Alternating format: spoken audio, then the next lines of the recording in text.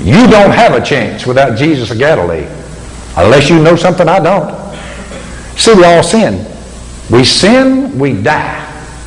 Number two, we go, they used to bury 6 feet deep, now it's 4.5 feet.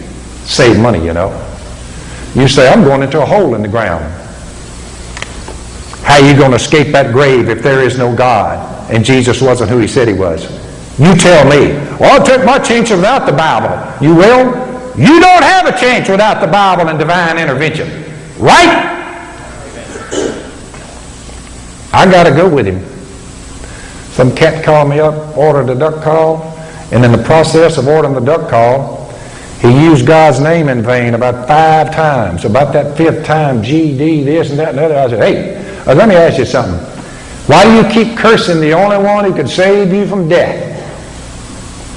There was silence on the phone. I said, you still there? He said, hey, Hoss, you got my duck call order coming? You got my duck call coming? I said, I got your duck call coming. And he goes, boom, he hangs up. I just asked him a simple question. Why are you cursing the only one I know of who can save you from death? So he hangs up the phone. 10 minutes goes by, the phone rings again. Hello, Duck Commander. He says, it's me again.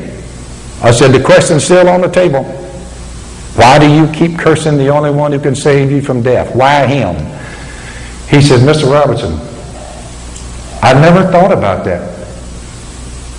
I said, you never thought about your physical death? I said, you got physical death coming and you're cursing the creator of the cosmos. I said, let's see, you're over in Alabama. I said, you know what you ought to do? He said, what's that? I said, you ought to load up and drive over here. It's about a 10-hour drive. You can do it. I'll tell you a story about the one you're cursing. You may change your mind about him. He said, I might do it. I said, well, you sure ought to. Boom. 1 week goes by. Knock on the door. This cat steps in. He said, you know who I am? I said, I don't believe I do. He said, I was the fellow cursing God. I said, so you did come. He said, I got to know. I told him what I'm fixing to tell y'all. You know what he did? He and his buddy both. They bawled. They cried on my living room floor. I took them down the river and I baptized them in the river like they did in the book of Acts. They went on their way rejoicing, as they say. I never saw them again for 17 years. I spoke in a church over at Alabama, and some guy comes up and says, Robertson, you remember the fellow who was cursing God on the telephone? I said, I remember him. I said, I forgot him, but now that you bring him up, I remember him. He said, he's down there waiting on you. He's one of the leaders of this church now. See how it works, Oklahoma? Just one phone call. Somebody's cursing God. He just didn't know. What year is it this year?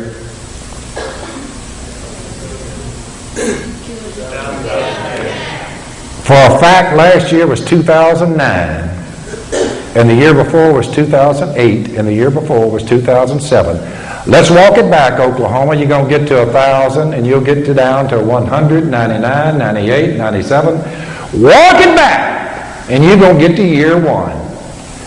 Evidently, if we're all here agreeing, atheist or not, that it's 2010 years from something.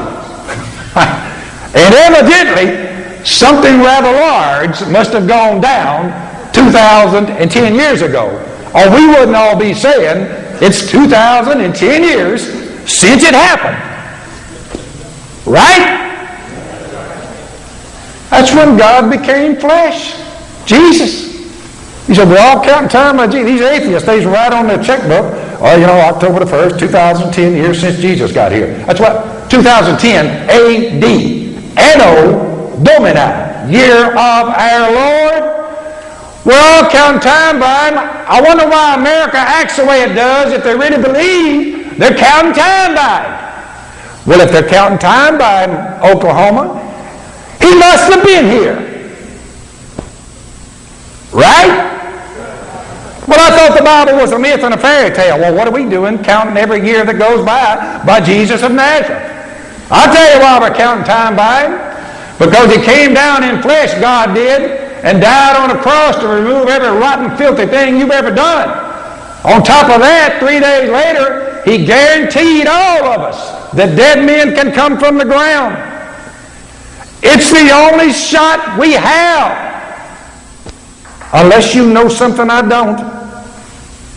How are you going to get out of the ground? By the way, what good would it do to remove your sin if God couldn't get you out of the ground?